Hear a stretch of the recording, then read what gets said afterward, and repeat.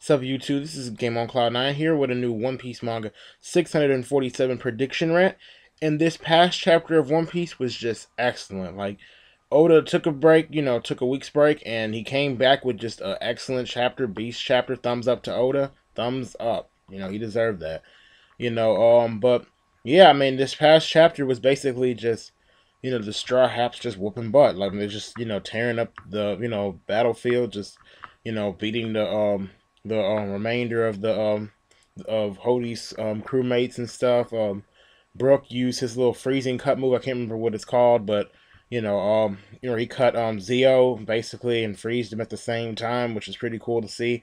Saw Frankie shoot a laser beam out of his arm, which is also cool to see, like I said.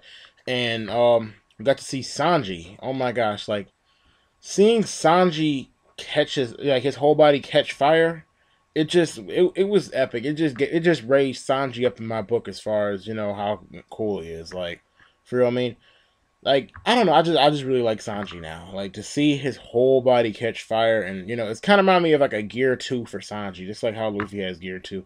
That'd be like Sanji's Gear 2. Like yeah, so Sanji's a lot cooler. Like he uses, I think it's called Hell's Memories, which is also a pretty cool name, I guess.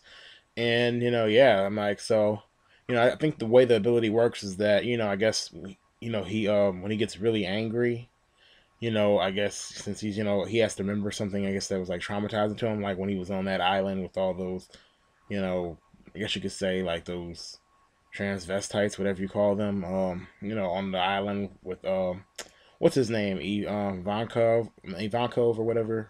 Like anyway, they were on that island, and anyway, he was thinking about. I guess when he thinks about stuff like that, it really causes him some great pain. So he like catches fire out of anger, So I'm like, it'd be sweet if he could actually do that without that, but I'm like, yeah, I guess it's cool to see. But anyway, we got to see Chopper going to his monster state. He can hold his monster state for about 3 minutes, I believe. Got some epic scenes with Usopp. Usopp used this move called Impact Wolf. And this chapter also raised Usopp up, in my book too, because Usopp, I've never really seen him as having really that many cool moves, if you ask me. Like he just was kind of, I guess you could say there. I mean, he did some things. Usopp had some, some moves that some of you may think is cool, but since he's had these little pop green balls or whatever, where he can fire them, and they have all these, they can, like, I guess you could say, transform into all these different things. It's like Usopp has more of an element of surprise to me, and I'm hoping that he's having epic scenes now. I'm hoping that he's still going to be epic in the new world. Especially when they all get over there, because there's going to be a lot more, stronger people, in there. I can't wait to see how some of the 11 supernovas turned out. I'm really excited for that. Oda, like I don't really like the Fishman arc, but this chapter is undeniably good.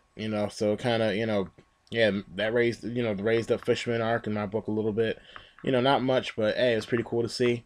And we what else did we see in this chapter? We got to see a move. Zoro use a move, obviously a new move, but I didn't really. It just seemed very simple to me, so I didn't really care for it. But yeah, I mean, it was a good chapter. I mean, I just love the chapter. Oda needs a thumbs up for this chapter. Just yeah, Oda's doing a good job. Ending this arc. I will give him that. I'm pretty sure Luffy next chapter is gonna probably finish destroying the arc. Obviously, I'm like, who knows? Maybe he'll show off like a final move or something to like finish off the last chunk of the arc.